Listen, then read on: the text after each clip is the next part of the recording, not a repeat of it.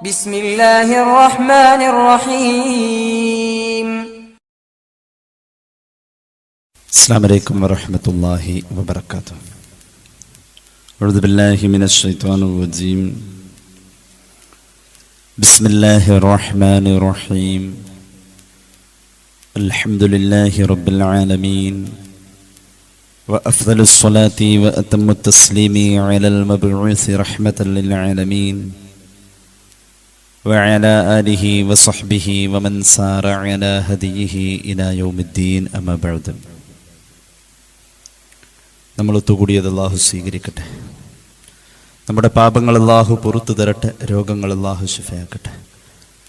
മരണപ്പെട്ടവരുടെ ഖബർ അല്ലാഹു സന്തോഷത്തിലാക്കട്ടെ. തെറ്റുകുറ്റങ്ങൾ അവർക്കും നമുക്കും അല്ലാഹു നിരുപാധികം മാപ്പാക്കി തരട്ടെ.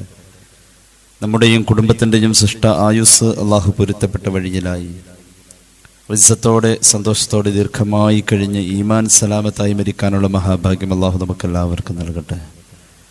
പരിശുദ്ധ റമളാൻ അനുകൂലമായി സാക്ഷി നിൽക്കാനുള്ള മഹാഭാഗ്യം അല്ലാഹു നമുക്കെല്ലാവർക്കും എത്തിക്കട്ടെ. ചെയ്യുന്ന അമലുകൾക്കൊക്കെ അള്ളാഹുവിൻ്റെ സ്നേഹം കൊണ്ട് അവൻ പരിഗണിക്കുന്ന വലിയ പരിഗണനയുണ്ട്. ആ പരിഗണന നമുക്കും അള്ളാഹു നൽകട്ടെ. പരകോടി സൃഷ്ടികൾക്ക് നരകമോചനം കൊടുത്ത് സ്വർഗം കൊടുക്കുമ്പോൾ നമ്മളെയും അള്ളാഹു ആ സ്വർഗവാസികളിൽ ഉൾപ്പെടുത്തി അനുഗ്രഹിക്കട്ടെ എന്ന് ആമുഖമായി ദുആ ചെയ്യുകയാണ്. ജാതി മത ഭേദമന്യേ എല്ലാവരും സങ്കല്പിക്കുന്ന ഒരു ലോകമാണ് സ്വർഗം എന്നത്. പുണ്യ റമളാൻ വന്ന അന്ന് മുതൽക്ക് അറിഞ്ഞും അറിയാതെയും നമ്മൾ കൂടുതൽ ചോദിച്ചിട്ടുള്ളത് സ്വർഗത്തെയാണ്. അശ്ഹദു അല്ലാ ഇലാഹ ഇല്ലല്ലാഹ് അസ്തഗ്ഫിറുല്ലാഹ്. പിന്നെ ചോദിച്ചത് അസ്അലുക്കൽ ജന്ന എന്നാണ്. സ്വർഗമാണ് ചോദിച്ചത്.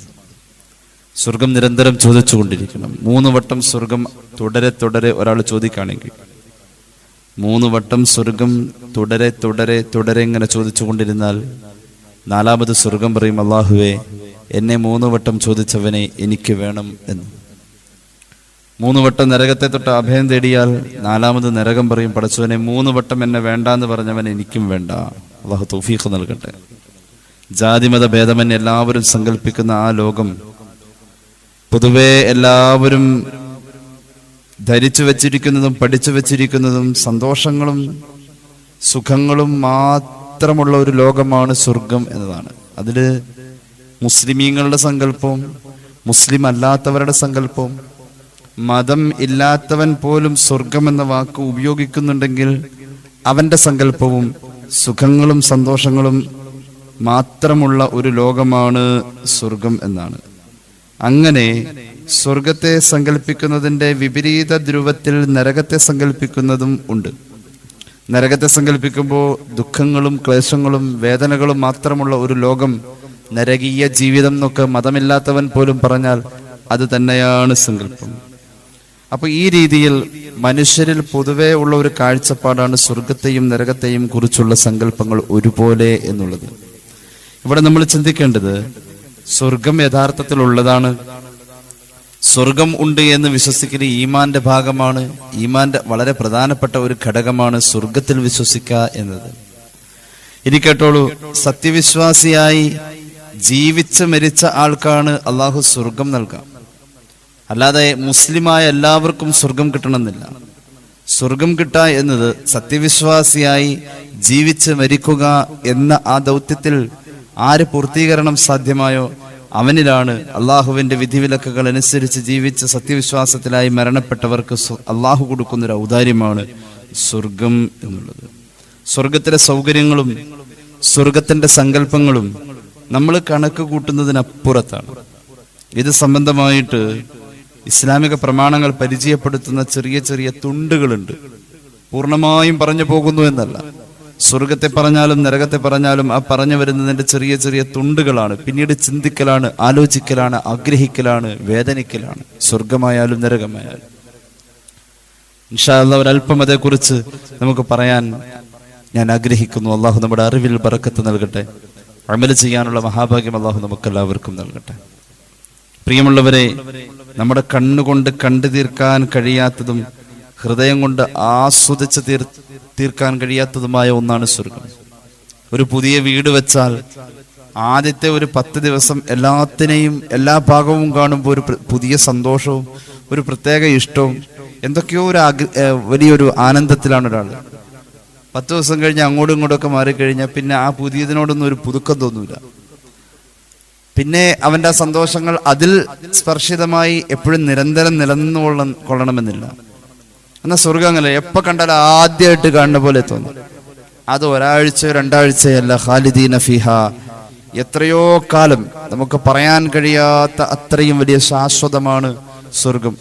ആ ഫ്രഷായിരിക്കുന്ന അവസ്ഥ, നമ്മുടെ മനസ്സിൽ അതിൻ്റെ ആ പുതുക്കം, ആ പുതിയ സന്തോഷം എത്രയോ കാലം നമുക്ക് ചിന്തിക്കാൻ കഴിയാത്ത ഒരു ശാശ്വതമായ കാലം നമുക്ക് ആ പുതുക്കത്തിൽ തന്നെ, സന്തോഷത്തിൽ തന്നെ സ്വർഗം എന്നും നമ്മുടെ മനസ്സിൽ ഒരു പുതിയ അനുഭവമായിരിക്കും എന്നുള്ളതാണ്.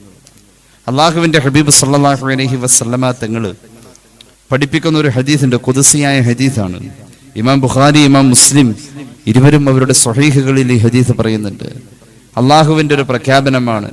അള്ളാഹു പറഞ്ഞു, അഇദദതു ലിഇബാദി الصالحين ما لا عين رأت ولا أذن سمعت ولا خطر على قلب بشر.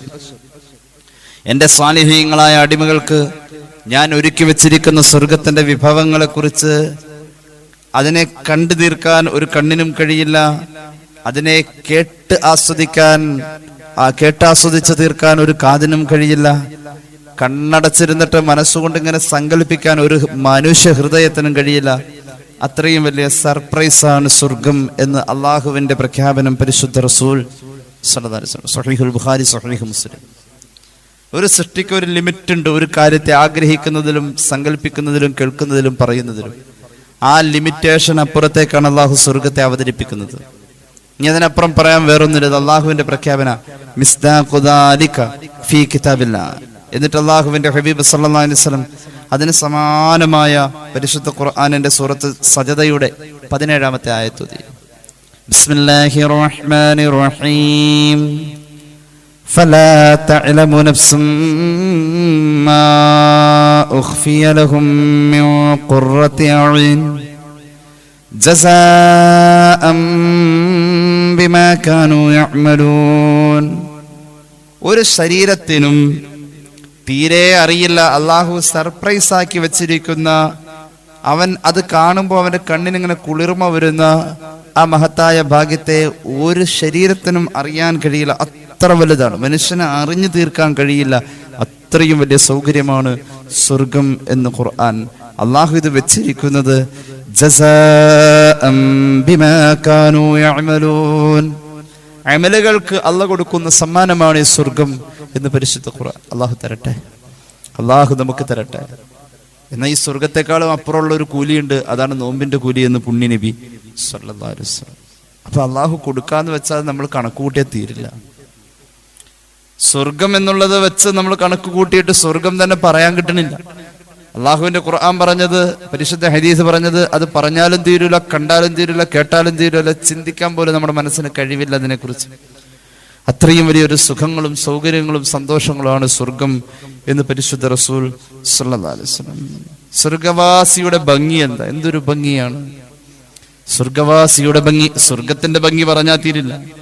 عن معاذ بن جبل رضي الله عنه أن النبي صلى الله عليه وسلم قال يدخل أهل الجنة الجنة جردا مردا مكحلين أبناء 30 أو 33 سنة. ഇമാം തുർമിദി അവിടുത്തെ ജാമിഇലെ ഹദീസ് പറയുന്നുണ്ട്, ഇബ്നു അബീ ശൈബ അവിടുത്തെ മുസന്നഫിൽ പറയുന്നുണ്ട്. എന്താണ് സ്വർഗവാസിയുടെ ഭംഗി? സ്വർഗവാസിയുടെ ഭംഗി യദ്ഖുലു അഹ്ലുൽ ജന്നത്തിൽ ജന്ന മുർദം ജുർദം മുർദാ.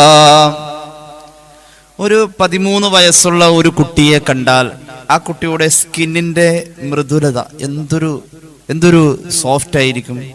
ഒരു പ്രായപൂർത്തിയോടടുത്ത ഒരു 10, 12, 11 വയസ്സൊക്കെ ഉള്ള കുട്ടികളുടെ സ്കിന്നിന്റെ മൃദുലത എന്താണോ, ആ ഒരു കാന്തി എന്താണോ, അതായിരിക്കും സ്വർഗവാസിയുടെ തൊലിയുടെ.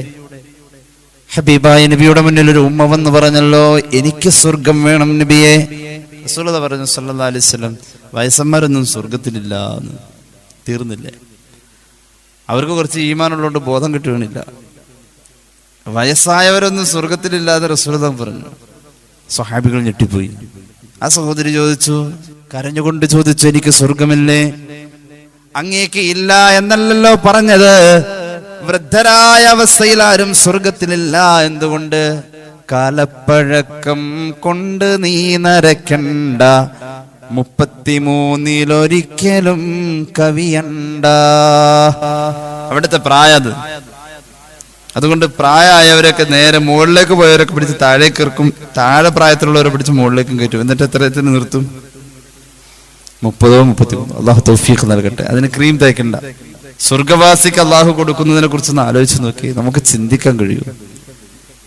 ആ മനുഷ്യന്റെ സ്കിന്നിന് അമ്രതായ ആളുകൾ എന്ന് പറഞ്ഞാൽ 12-13 വയസ്സ് വരുന്ന കുട്ടികളുടെ സ്കിന്നിന്റെ മൃദുലത, അതായിരിക്കും സ്വർഗവാസിക്ക് അള്ളാഹു നൽകുക. ഇനി കേട്ടോളൂ. അതുപോലെ തന്നെ ജുർദാണ്. ജുർദ് എന്ന് പറഞ്ഞാൽ രോമങ്ങളൊന്നും അങ്ങനെ വല്ലാതെ രോമങ്ങൾ കൊണ്ട് തിങ്ങി നിൽക്കുന്ന ഒരു പ്രകൃതി അല്ല. കട്ടത്താടി അങ്ങനെ ഒന്നും രോമങ്ങൾ തിങ്ങി നിൽക്കില്ല. ചില സന്ദർഭങ്ങളിൽ ചില ചെറിയ ചെറിയ ചുരുള രോമങ്ങൾ ഉണ്ടാവാം, അതൊരു ഭംഗിക്ക് വേണ്ടിയിട്ട്. ചെറിയ ചെറിയ ചുരുള രോമങ്ങൾ, ചുരുണ്ടിരിക്കുന്ന രോമങ്ങൾ. ഇത് ആണുങ്ങളെ കുറിച്ചായി പറയുന്നു. അങ്ങനെയാണ് സ്വർഗവാസി. മുഖഹലീൻ, സുർമയിട്ട പോലെ അവരുടെ കണ്ണ് എപ്പോഴും നല്ല തടിച്ചിരിക്കുന്ന കറുത്തിരിക്കുന്ന കൺതടങ്ങൾ. അങ്ങനെയുണ്ട്. കണ്ണെ തന്നെ എത്ര തരത്തിലുള്ള സൗന്ദര്യ വസ്തുക്കൾ ഉപയോഗിക്കുന്നുണ്ടെന്ന് പറയും. എക്സ്ട്രാ ഈ പോളയിൽ കിളിർത്ത് നിൽക്കുന്ന രോമങ്ങൾക്ക് പുറമെ എക്സ്ട്രാ ഈ ആനയുടെ ചെവി പോലത്തെ എന്തോ സാധനമൊക്കെ വെച്ച് ഒട്ടിച്ചു കൊടുക്കുന്നുണ്ട്. അങ്ങനെയൊക്കെ എന്തൊക്കെ സംഭവങ്ങളുണ്ട്. പിന്നെ അതിന് വരയ്ക്കണ പ്രത്യേകതരം പേനകളുണ്ട്. എത്ര സാധനങ്ങൾ അതിന്റെ മുകളിൽ തേക്കണതുണ്ട്, താഴെ തേക്കണതുണ്ട്. എന്തെല്ലാം കാട്ടിക്കൂട്ടുണ്ടെന്നറിയാം ആ കുറഞ്ഞ ഏരിയയില്. സ്വർഗവാസിയുടെ കണ്ണിന് നല്ല തടിപ്പും നല്ല കറുപ്പുമാണെന്ന് സയ്യിദുനാ റസൂലുള്ളാഹി അബ്നാ 30. ഒന്നുകിൽ അവരുടെ പ്രായം 30 വയസ്സ്, ഔ 30 സന, അല്ലെങ്കിൽ 33 വയസ്സ്. സയ്യിദുനാ റസൂലുള്ളാഹി. എന്താണ് സ്വർഗവാസിയെ കാത്തിരിക്കുന്നത്? ഖുർആൻ ഒരിടത്ത് പറയുന്ന സ്വർഗമല്ല മറ്റൊരിടത്ത്.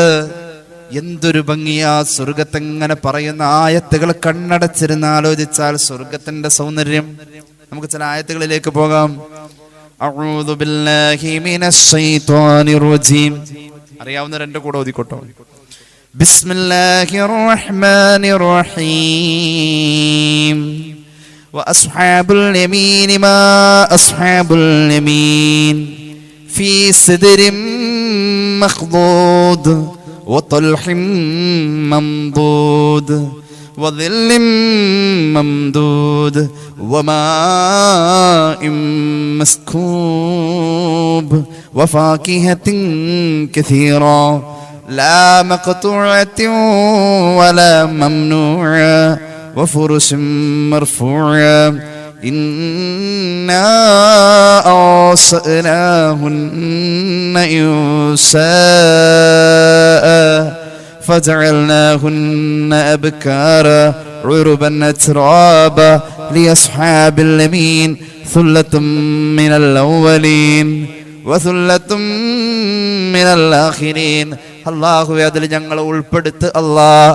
ഈ ആയത്ത് ഓതി പറഞ്ഞതിൽ ഞങ്ങളെ ചേർക്കണേ അല്ലാഹ്. വലത്തെ കയ്യിൽ കിതാബ് കിട്ടണം, അല്ലാഹു തരട്ടെ. വലത്തെ കയ്യിൽ കിതാബ് കിട്ടി വലം ഭാഗം കൊള്ളേ യാത്ര തിരിക്കുന്ന ഒരു വിഭാഗമുണ്ട്. ഫരീഖും ഫിൽ ജന്ന വ ഫരീഖും ഫിസ് സഈർ. വലത്തേക്ക് തിരിച്ചുവിടപ്പെടും, ഇടത്തേക്ക് തിരിച്ചുവിടപ്പെടും.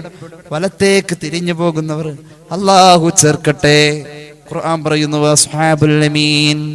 വലം കയ്യിൽ കിതാബ് കിട്ടി വലത്തേക്ക് തിരിഞ്ഞു പോകുന്ന ആളുകൾ അവർ മാ സുഹാബുൽ യമീൻ, എന്തൊരു ഭാഗ്യമുള്ളവരവർ. ഫീ സിദ്രിൻ മഖ്ദൂദ്. അവരെവിടേക്കാ പോകുന്നതെന്നറിയുമോ? മുള്ളില്ലാത്ത ഇലന്ത മരത്തിന്റെ ചുവട്ടിലേക്കാ അവർ പോകുന്നത്. മുള്ളില്ലാത്ത ഇലന്ത മരം, ഇതൊരു ഭംഗിയായ തണൽ മരങ്ങളാണ്. ആ മുള്ളില്ലാത്ത ഇലന്ത മരങ്ങളാൽ സമ്പൽ സമൃദ്ധമായ പ്രകൃതിയെ വർണ്ണിക്കുകയായത് സ്വർഗമാണ്. പടലകൾ കുലച്ചു നിൽക്കുന്ന കുലയോട് കൂടിയ വാഴത്തോപ്പുകളിലൂടെയാ അവർ പോകുന്നത്. സ്വർഗത്തിന്റെ ചെടിയാ വാഴ ഖുർആൻ, സ്വർഗത്തിന്റെ ചെടിയാ വാഴ പരിശുദ്ധ ഖുർആൻ. നമ്മുടെ പറമ്പിൽ ഒരു വാഴ വേണേ, അത് സ്വർഗത്തിന്റെ അനുഗ്രഹ ചെടിയാണെന്ന് പരിശുദ്ധ ഖുർആൻ സൂറത്തുൽ വാഖിഅ. വാഴ വേണം, വാഴ നടാൻ അതിന് മാത്രമൊന്നും സ്ഥലം. എന്തോ ഒരു പ്രതിരോധം ഈ അന്തരീക്ഷത്തിലുള്ള ഏതോ ഒരു മനുഷ്യന് ഷർറായ ഒരു കാര്യത്തിലുള്ള എന്തോ ഒരു പ്രതിരോധം ഈ വാഴ എന്ന ചെടിയിൽ അള്ളാഹു വെച്ചിട്ടുണ്ടാവും. സ്വർഗത്തിന്റെ ചെടിയാണല്ലോ, സ്വർഗത്തിന്റെ ചെടിയാണ് വാഴ. അത് കുലച്ചു നിൽക്കുന്നു, പഴുത്തു നിൽക്കുന്ന ആ വാഴയുടെ സമ്പൽ സമൃദ്ധമായ തോപ്പുകളിലൂടെയാണ് അവർ മുന്നോട്ട് പോകുന്നത്. ഫീ വളില്ലിൻ മംദൂദ്, വളില്ലിൻ മംദൂദ്, പരന്ന് പടർന്ന നിഴൽ തണലിലൂടെ അവർ പോകുന്നു. സ്വർഗത്തിന്റെ അകത്ത് പകലാണ്, പക്ഷേ വെയിലില്ല, എന്നാൽ തണലാണ്. സ്വർഗത്തിന്റെ അകത്ത് പകലാണ്, പക്ഷേ വെയിലില്ല, തണലാണ്, തണലാണ്, തണലാണ്.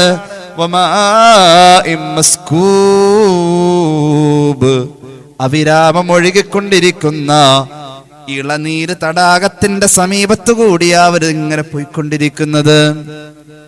സ്വർഗത്തിലേക്ക് ആദ്യം കയറി വരുമ്പോൾ ഒരു വാപ്പയെയും ഉമ്മയെയും അള്ളാഹുവിന്റെ മലക്കുകൾ വിളിച്ചിരുത്തി വെള്ളം കൊടുക്കും. ആ വെള്ളം, ആ നദിയിലെ വെള്ളം ആ വാപ്പാക്കും ഉമ്മാക്കും മാത്രമുള്ളതാണെന്ന് സയ്യിദുനാ റസൂലുള്ളാഹി. മകൻ പോയി നോക്കി നിൽക്കും, കൊടുക്കൂല, അല്ലെങ്കിൽ കിട്ടാൻ അർഹതയില്ല. സ്വർഗത്തിൽ ആ വാപ്പാക്കും ഉമ്മാക്കും അള്ളാഹു കൊടുക്കുന്ന വെള്ളം, ആ അരുവിയുടെ വെള്ളം ഈ മകന്റെ പേരിൽ കൊടുക്കുന്നതാ. മകൻ ആലിമാണ് എങ്കിൽ ഉഖ്റവിയായ ആലിമായ മകന്റെ വാപ്പാക്കും ഉമ്മാക്കും അല്ലാഹു സ്വർഗത്തിന്റെ ആ നദി പ്രദാനം ചെയ്യുമെന്ന് സയ്യിദുനാ റസൂലുള്ളാഹി. അത് ആലിമിനുള്ളതല്ല, ആലിമിന്റെ വാപ്പാക്കും ഉമ്മാക്കുമാണ്. അല്ലാഹു നമുക്കൊക്കെ തൗഫീഖ് നൽകട്ടെ. സ്വർഗത്തിലേക്ക് ആദ്യം കടന്നു വരുന്നോടത്തുള്ള ഒരു സ്വീകരണമായി കണ്ടത് ഇപ്പൊ വാഴയുടെ തോട്ടത്തിലൂടെ ഇങ്ങനെ നടന്ന് കളകളാരവം ഒഴുക്കുന്ന ആ വെള്ളത്തിന്റെ അരുവി സമൃദ്ധിയുടെ സമീപത്തു കൂടി മെല്ലെ മെല്ലെ മുന്നോട്ട് പോകുന്നു.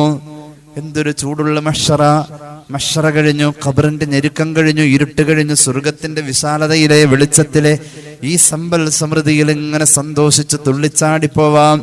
ഓരോ കാഴ്ചകളും കണ്ടതിനേക്കാൾ അപ്പുറം അപ്പുറത്തേക്ക് ചൊല്ലുമ്പോ അനുഭവിച്ച സുഖത്തെക്കാളും വലിയൊരു സുഖമാപ്പുറത്തേക്ക് സ്വർഗത്തിന്റെ അകത്തേക്ക് അവർ കടക്കുമ്പോൾ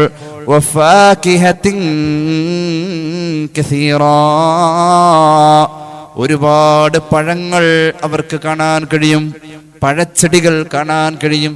എല്ലാം നിറഞ്ഞേ കണ്ടിട്ടുള്ളൂ, എല്ലാം നിറഞ്ഞേ അവർ കണ്ടിട്ടുള്ളൂ. ആ പഴച്ചെടികളുടെ ഒരെണ്ണം പറിച്ചെടുത്താൽ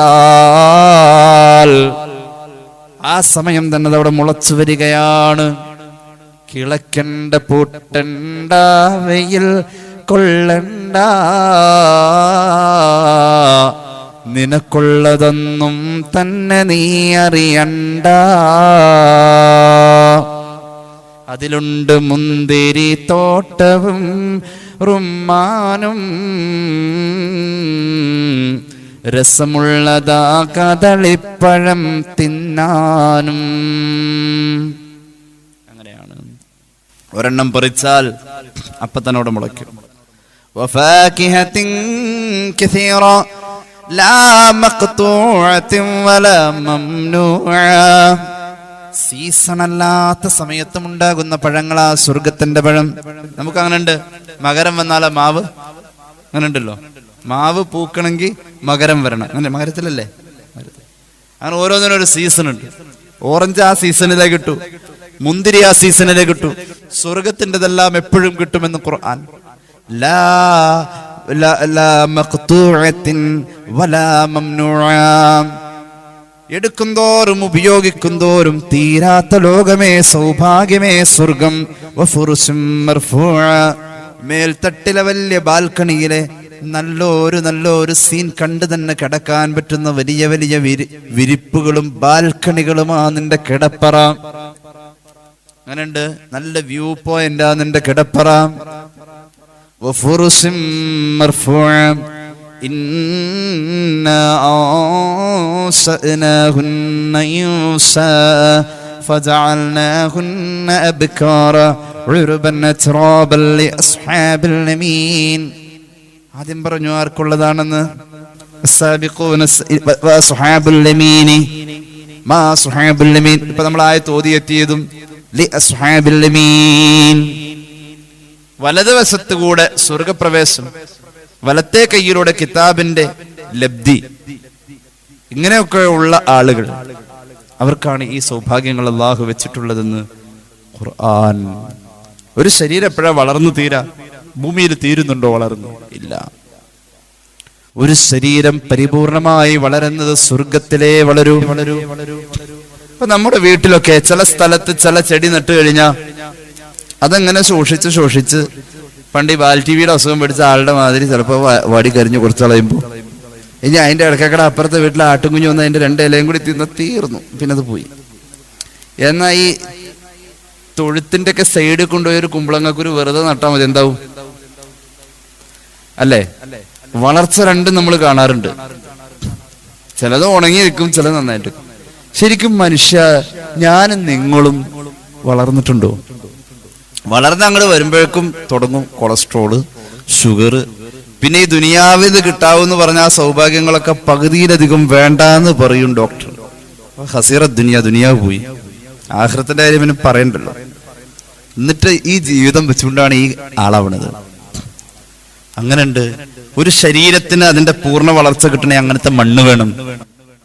ഈ ലോകത്തെ ഏറ്റവും പൂർണ്ണമായ ശരീര വളർച്ചയുമായി വന്ന ആളാണ് സയ്യിദുനാ ആദം.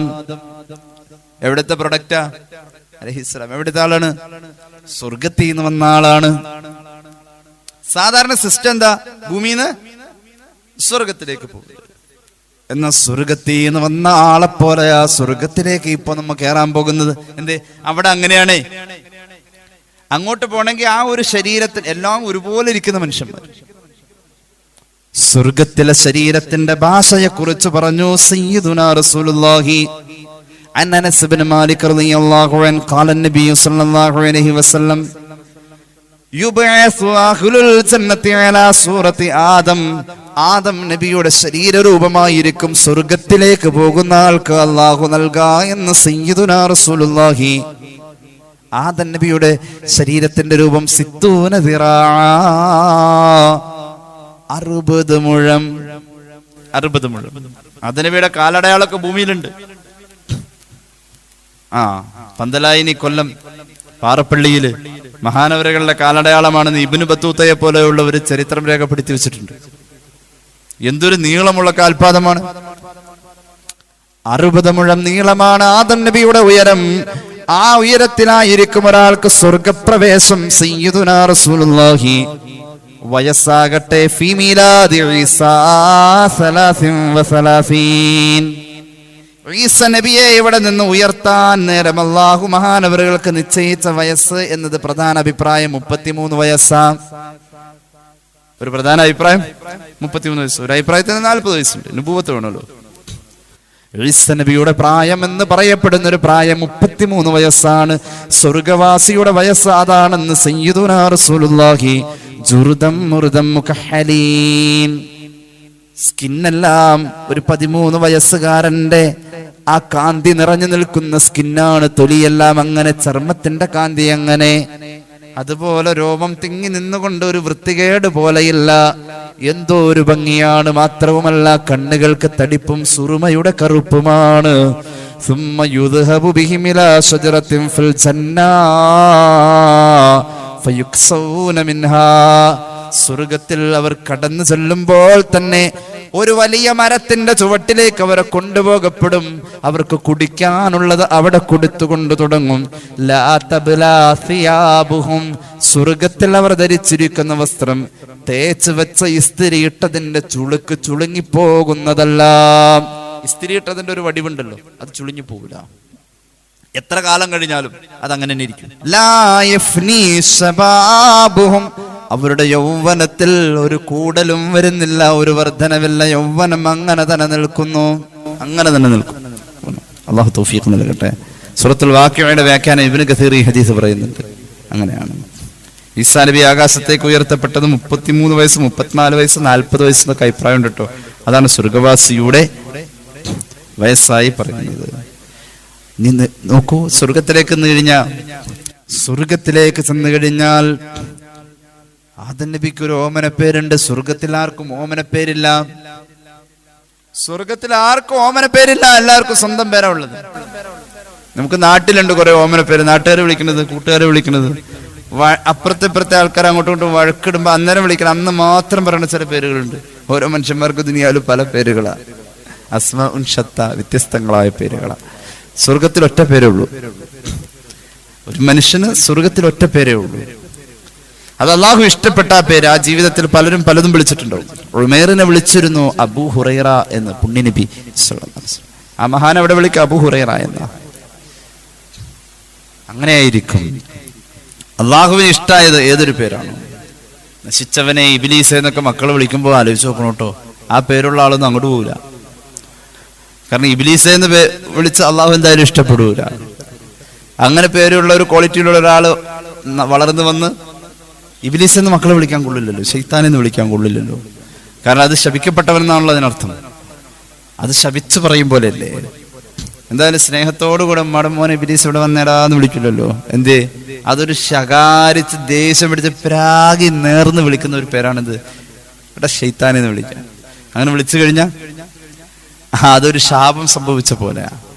സ്വർഗത്തിൽ ആർക്കും ഒരു ഓമന പേരില്ല, ഒരു ഇരട്ട പേരില്ല, സ്വന്തം പേര് മാത്രം. ആധാറിൽ തന്നെ പേര് പല കോലത്തിലാണ് കിടക്കുന്നത്. ഇൻഷ്യലുള്ളത് ഇല്ലാത്തത് എന്തെല്ലാം എടുങ്ങേറ് കുലുമാലിൽ നമ്മൾ കിടക്കുന്നത്.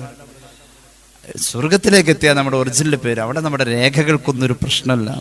സ്വർഗവാസിയുടെ പേരുകൾ അള്ളാഹുവിന്റെ ഹബീബ് പഠിപ്പിച്ചു.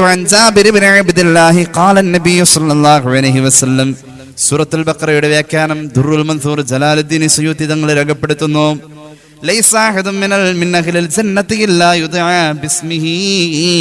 സ്വന്തം പേരുകൊണ്ട് മാത്രം അറിയുന്നവരാ സ്വർഗത്തിൽ ഓരോരുത്തരും. ഭൂമിയിൽ അങ്ങനെയല്ല. വാപ്പാടെ പേര് വേണ്ടി വരും. ചില പഴയ ആധാരം എടുത്താൽ അല്ലെ, ഒരു പ്രധാന രേഖയാണല്ലോ പഴയ ആധാരം. അതെടുത്താലോ ആധാർ കാർഡ് തന്നെ നോക്കും. സൺ ഓഫ് ഒരു പേരുണ്ടാവും.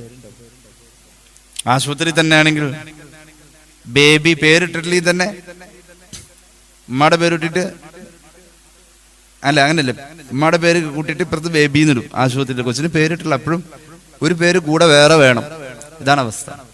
സ്വർഗത്തിൽ ആർക്കും അവനവന്റെ സ്വന്തം പേരല്ലാതെ മറ്റൊരു പേരില്ലെന്ന് പുണ്യനബി.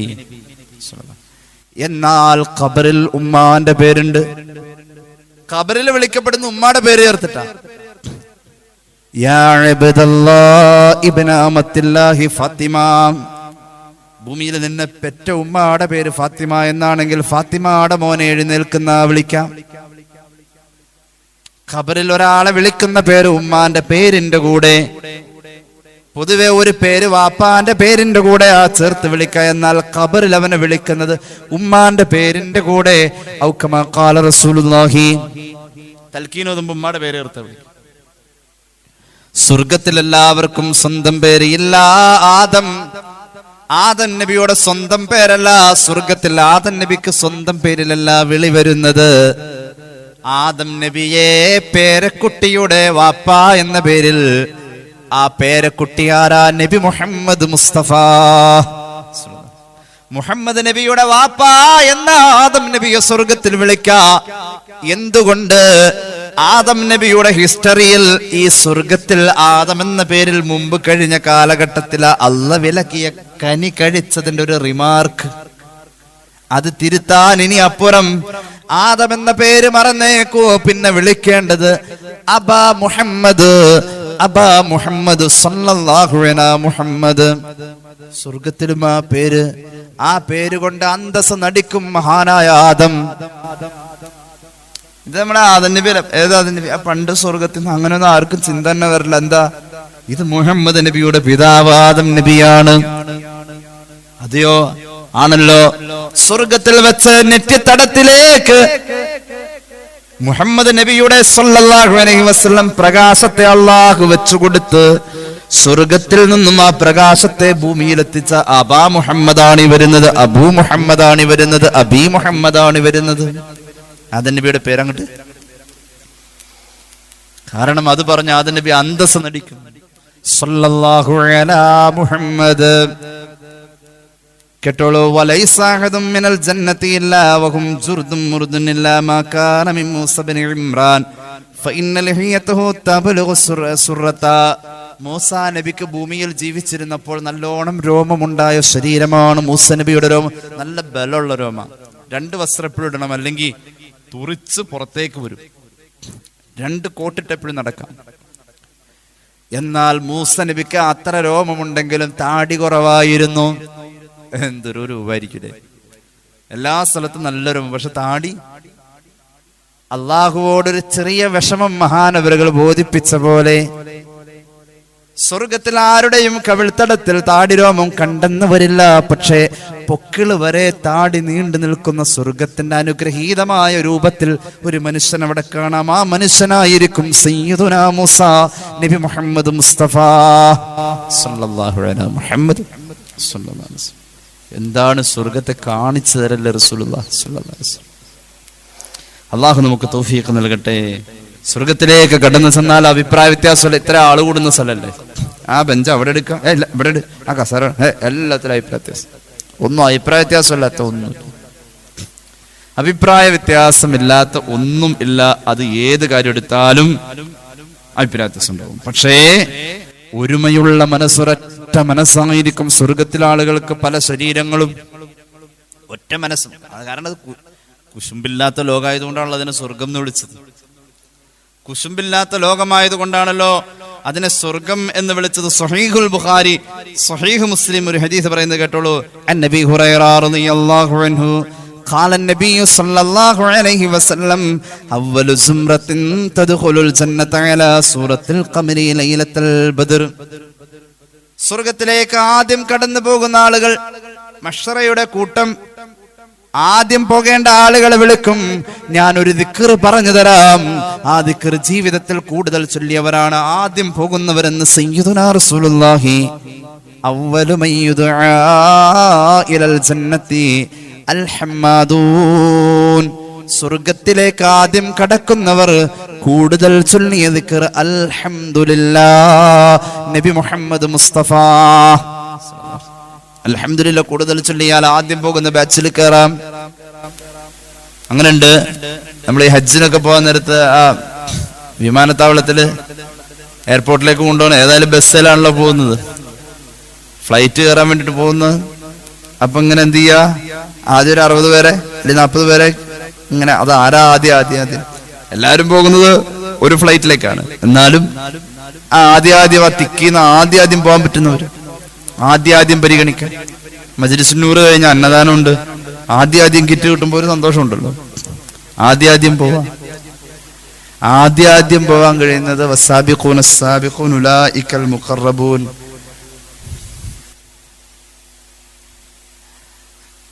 ആദ്യം കടന്നു പോകുന്നവർ അല്ലാഹു തൗഫീഖ് നൽകട്ടെ. ആദ്യം പോകുന്നവരെ കാണാൻ നല്ല രസം. എങ്ങനെയാണെന്നറിയോ? അവരെ കാണുമ്പോ നമുക്ക് അന്നേരം തോന്നാ നല്ല നിലാവില് പരിപൂർണ ചന്ദ്രൻ എങ്ങനെയോ ആ ഭംഗിയായിരിക്കും ആദ്യം സ്വർഗത്തിൽ പോകുന്ന ആളുകൾക്ക്. ദൂരെ നോക്കുമ്പോ അങ്ങനെയാ കാണാൻ കഴിയുക എന്ന് പരിശുദ്ധ റസൂൽ സ്വല്ലല്ലാഹു അലൈഹി വസല്ലം. രണ്ടാമത്തെ ബാച്ച് പോകുമ്പോ അവരെ നോക്കുമ്പോ നമുക്ക് കാണാം വല്ലദീന അലാ ഇത്രിഹിം. ആദ്യത്തെ ബാച്ചിന്റെ പിന്നാലെ രണ്ടാമത്തെ കാറ്റഗറിയിൽപ്പെട്ട ആളുകൾ സ്വർഗത്തിലേക്കാ പോകുന്നത്. അവരെ കാണുമ്പോ ആകാശത്തിലെ ഏറ്റവും വെളിച്ചമുള്ള ഏതോ ഒരു നക്ഷത്രത്തെ കണ്ടാൽ എങ്ങനെയാണോ അങ്ങനെ വരാം. വെളിച്ചം അങ്ങനെ കുറഞ്ഞു വരാം. ആകാശത്തിലേക്ക് നോക്കിയപ്പോ ആ പരിപൂർണ ചന്ദ്രനെ മറ്റു നക്ഷത്രങ്ങളുടെ ഇടയിൽ പെട്ടെന്ന് ശ്രദ്ധിക്കാൻ പറ്റുന്ന പോലെ ഒന്നാമത്തെ ബാച്ച് പോകും. രണ്ടാമത്തെ ബാച്ച് പോകുമ്പോ ഇനിയുള്ള ചന്ദ്രൻ അങ്ങോട്ട് പോയി കഴിഞ്ഞു, ഇനി ആകാശത്ത് നക്ഷത്രമുള്ള അതിലെ ഏറ്റവും വെളിച്ചമുള്ള ഒരു നക്ഷത്രം എങ്ങനെയോ അതുപോലെ ആയിരിക്കും രണ്ടാമത്തെ ബാച്ചിനെ കാണാൻ നമുക്ക് പറ്റാ എന്ന് പരിശുദ്ധ റസൂൽ സ്വല്ലല്ലാഹു അലൈഹി വസല്ലം. ഖുലൂബുഹും അലാ ഖൽബി റജുലിൻ വാഹിദ്. സ്വർഗ്ഗത്തിലേക്ക് എത്തുന്ന എല്ലാവർക്കും ഒറ്റ അഭിപ്രായമാവുള്ളത്. ലഖ്തിലാഫ ബൈനഹും വലാ തബാഗുല. അവർക്കിടയിൽ പരസ്പരം കോപിക്കലില്ല, അവർക്കിടയിൽ പരസ്പരം അഭിപ്രായ വ്യത്യാസമില്ല.